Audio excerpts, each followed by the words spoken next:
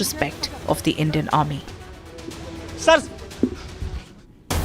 Getting you some breaking updates coming in. Anti-terrorism squad ATS has now arrested a Bangladeshi woman living under a false Hindu identity in Thakurganj area of the state capital, Lucknow.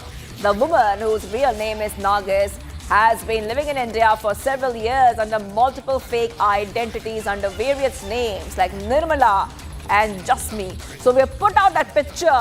UP ATS arrests a Bangladeshi woman who was living under fake identity. She was using names like Nirmala and Jasmi. Let's go straight across to Raghvendra, who's joining us live. Raghvendra, coming across to you. If you could help our viewers understand, who is this woman? What is her real name? उसका असली नाम क्या है? और वो India में क्या कर रही थी?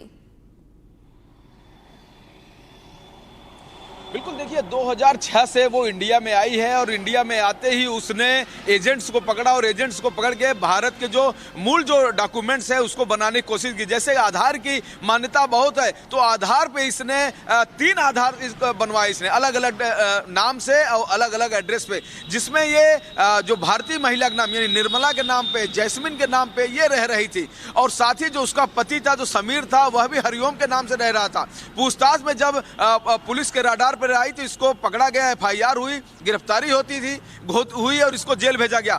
अब रिमांड लेकर ATS और STF को जानकारी मिली है कि इसने 3 आधार बनवाए थे।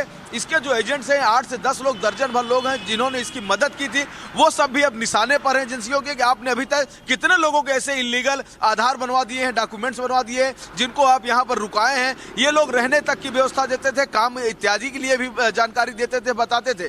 तो इस तरह से लखनऊ में लगातार जो अभी सर्च ऑपरेशन चल रहा था, जो अभियान चल रहा था, SIR के दौरान जो तमाम ऑपरेशन घुसपैठिया को लेकर जो मुहिम चली थी, तो उसमें कहीं न कहीं ये जो नरगिस है, मूल नाम नरगिस है, बांग्लादेश की ये रहने वाली है महिला, ये अपने पति के साथ गिरफ्तार हुई थी। तो इस तरह की बहुत सारी चीजें सामने आ रही हैं। जो अभी तक ऑपरेशन जो सर्च ऑपरेशन चला था घुसपैठिया को लेकर के, उसमें बहुत सारे लोग राडार पे हैं और एक उदाहरण यही है कि नरगिस किस तरह से 2006 से पहचान छुपा के भारत में रह रही थी। ऐसे बहुत सारे लोग हैं जो भारत के अलग अलग हिस्सों में पहचान छुपा के रह रहे हैं, मदद करने वाले यही के लोग हैं। उन लोगों के ऊपर कहीं न कहीं एक्शन लेने की आवश्यकता है और यही कारण है कि जिस आसानी से आधार कार्ड बन जाता है, आज तक चुनाव आयोग ने वोटर ID कार्ड को आधार से लिंक करने की अनिवार्यता नहीं फिक्स की है, क्योंकि बहुत सारे यहां पर इलीगल आधार डॉक्यूमेंट्स बनाए गए हैं, इसीलिए इस पर एक्शन नहीं हो रहा है। तो कहीं न कहीं और सरकार ने भी माना है कि हम आधार को मूल पहचान पत्र नहीं मान सकते हैं,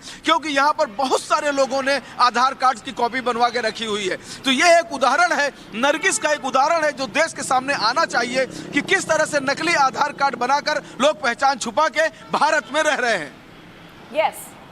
Yes, and और क्या चल रहा है वहां पे in terms of finding these illegal Bangladeshis who are staying, जो यहाँ पे रह रहे हैं बिना डॉक्यूमेंटेशन के, अभी क्या एक्शन ले रहे हैं authorities?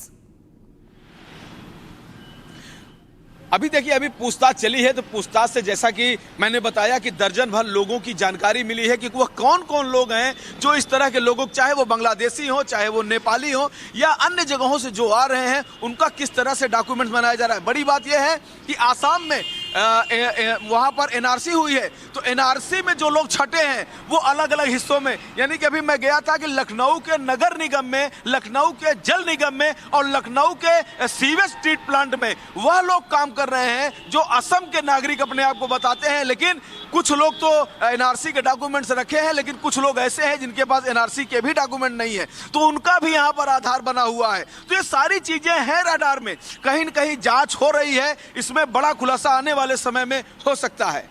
All right, thank you for getting us those details, Raghvendra. I'll be coming back to you for more on that story. Let's move